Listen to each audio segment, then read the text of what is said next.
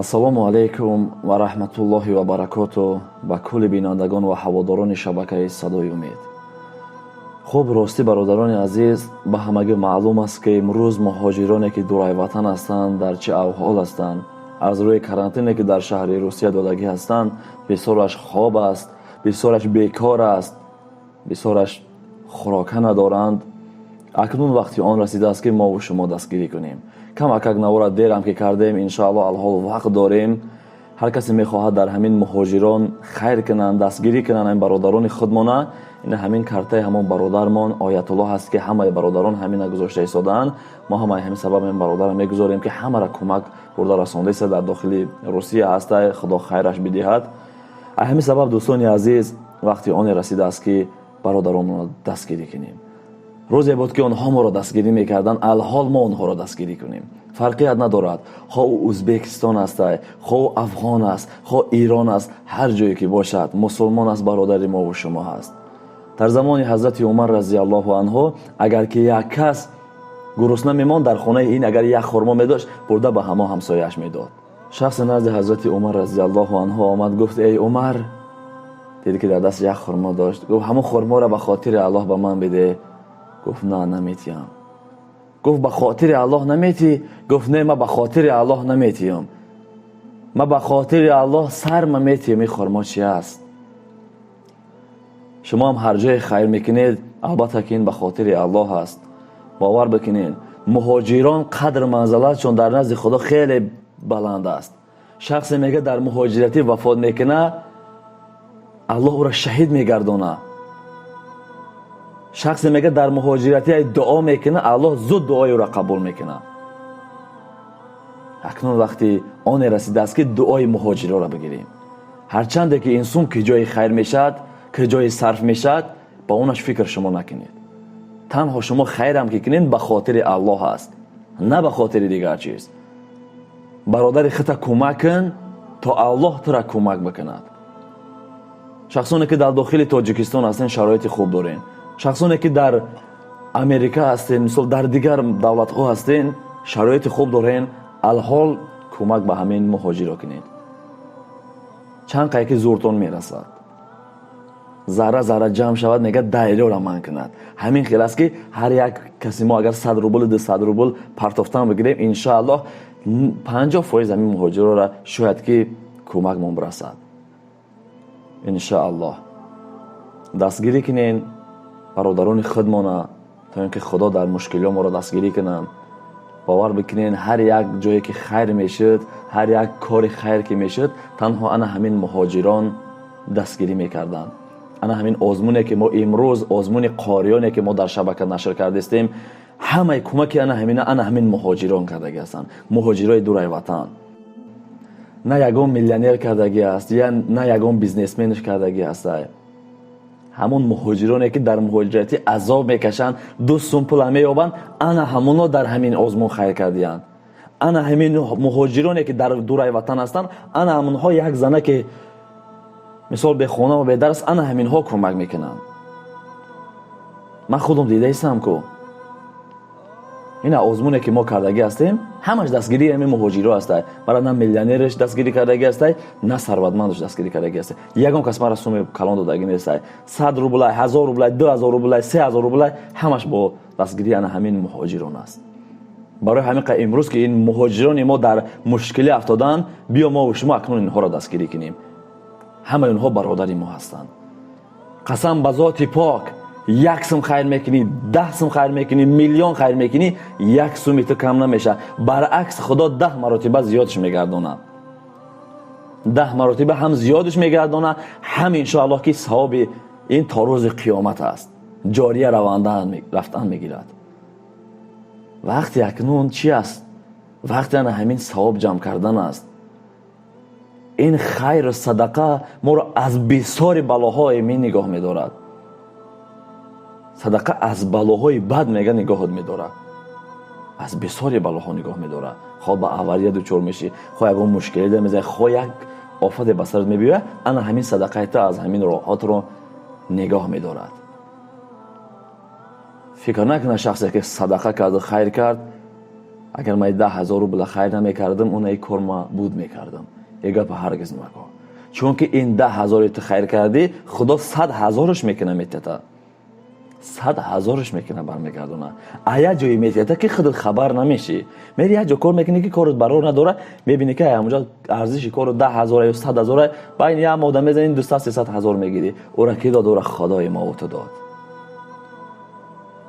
باور بکنین راستی من در داخل تاجیکستان هستم از سببی که فیلم ها به نوار گرفته ایستاده ایم، از سببی که خیلی نوارها گرفته ایستاده ایم. بسیار کامنتاری آدم نوشتن که از اینترنت تو بخبر هستی چی نوار نکرده ایستاده ای. راستی کم تماشا کردم. اینم یک دو برادرمون همین روز نوار سیلک که وقتی که روان کردند که دیدم که مهاجران در همین احوال است، خیلی غمگین شدم. باور بکنین من تو چین امکان کمک میکنم شما هم که باشد کمک بکنین تا این برادرای ما از این مشکلی براین. لکن نخرم و کرتتا هر روز رنگ و برنگ فرما نخر، هر روز رنگ و برنگ تلفن و کامپیوتر دیگر نخر. باشد در دست دو سه تا تلفن باشد میبرم یک تاشم میسپارم 2,000 هم که بشه و 3,000 هم که بشه و ایلم که همون تلفن تو ارزشی 50,000 روبل داشته باشه تا اگر برای در 5,000 روبل هوای بسپار به خاطر همین مهاجران، قسم به ذات پاک تو 1 میلیون از زیاد خیر کردگی هستی. 1 میلیون از زیاد خیر کردگی هستی. میگه زمانی بود یک ثروتمند بود، میگه یک ثروتمند خیلی کلان بود، در یک جا خیر کردن در کار بود. اگه من کوتاه کردم پسره، میگه هم ثروتمند اومد 4 کیلو طلا دادم اونجا ده. میگه یک پیرزن بود سال خورده بود، میگه یک تنگچه که من دک داشت، میگه همون آورد دل همو پرتافتش. وقتی میگه همون تنگه که همین پیرزن پرتافته بود 10 مرتبه ای خیر او را زیاد شده است در نزد خدا. حیران شده است. این ثروتمند پرسید خدایا چرا این خیل شده باشه؟ همه اینا که در روز قیامت معلوم میشه داخل. میگه خدایا چرا این خیل شده باشه؟ میگه که تو تا چین همو داشتگیت خیر نکردی، یعنی که تو 4 کیلو طلا دادی با از اون زیاد داشتی که تو خیر کردن میتوانستی، تو هم 4 کیلو طلا را دادی خیر کردی، نه که می پیرزن هم یک تنگه داشت. چه هم قیداشت اول خیرش کرد، تا از همون قیداشتی همش خیر نکردی. به همین سبب انا همون 50 روبل و 100 روبل ما و تو تا چنین امکان ان شاء الله برای ما و شما خیر است. شخصی که ندارد و میخواهد که خیر کند، شرایطی ندارد که خیر کند، قسم به ذات پاک انا همون نیتی تو خیره. نیت میکنی که من کاش سومی داشتم و در همه جا خیر میکردم، قسم به ذات پاک انا همون قدر سومی که در نیتی تو میگذره در نزد خدا انا همون قدر سوم خیر شد در راه خدا. در نامه اعمال تو میگذره که نمی 10,000 5,000 خیر رفته. به همین سبب درباره خیر اگر ساعت ها صحبت کنیم کم است. این صدقه اگر که من ساعت ها بهر شما گپ زنم این هم کم است. صدقه بسیار باور کنین از همه بلاها ما رو نگاه می‌دارد. این صدقه یک چیزی هست که برکت خانت زیاد میکنه، رزق زیاد میکنه، چون که تو به خاطر الله خیر کردی نه به خاطر دیگر کس. ما و تو در این دنیا مهمان هستیم، باید برای خود چیز جمع کنیم. خواه امر معروف میکنیم، خواه نشید میخونیم، خواه صدقه میکنیم، خواه هر یک چیزی که برای مردم فایده است، برای وطنت فایده است. هر چیزی میکنیم برای وطن و مردم فایده باشد او خیر جان ما بوده است. سخن نیک خیره. انا همین السلام علیکم و رحمت الله و برکاته قسم به ذات پاک این خودش خیره، چون که معامله خوب. سخن بد از زنا بده، حرام همش حرامه. چه گوشت خوک بخور، چه یک کسب مادرش فلان کنم و زن تا فلان کنم و شیطان و دجال بگو، هر دش برابره. شخصی که هم دشنامه را میکنه بدون اینکه او یک زناکاره، بدون اینکه یک حرام خوره، بدون اینکه او گوشت خوک میخوره، بدون اینکه او پسترین شخصیت است. تو کی را حقاره داری؟ بنده کی را خود آفرید.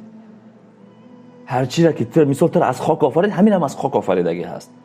تو را که بی آداب کرد این را با آداب کرد. الله همه ما و شما را برای صراط المستقیم هدایت فرماید. جای خطا کرده باشیم الله ما را ببخشد. این مجبوری هم نیست. انشاءالله خیر کسی کنه به خاطر جان خودش میکنه، نه به خاطر دیگر کس. کسی که شرایط دارد کمک بکن. نگم الحمدلله در این آزمون ما مثال همون مهاجرا دستگیری کرده گیان. از روزی که مهاجرا به همین احوال رسید، مثال آزمون ما هم خیلی قفا زد. فهمیدین نکنون که ها دستگیری میکردیند؟ انا همون مهاجری که دوستون پول کار میکنه و دلش با میسوزه همون خیر میکنه. مرا بسیار می نویسند در کامنتاریا چی باید قدر ثروتمندای نمیگی یکم تایویا. من بگویم برادر جونو، هر یک از خودش عقل دارد، هر یک از خودش میدوند که خیر برای خودش میکنه، نه برای دیگر کس. اگر که میکرد تو این قدر روزا قدر انسان ها در نوارای ما تو میلیون خستگی بود، می دیده بود که همینجا آزمون رفته است، بیا ما هم دستگیری بکنیم. که به همین سبب محتاج سوم کسی نیستیم. الحمدلله خداوند مهربان است، از یک جای برای ما نصیب میگرداند و ما این آزمون را به سر بلند هم ان شاء الله میگذرونیم. الحال که مهاجرا که در مشکل هستند، اول ما اینا را کمک کنیم، ان شاء الله همش میشه به خواست خداوند. خداوند نگهبانتان باشد. در حق ما با دعا باشین. فی امان الله.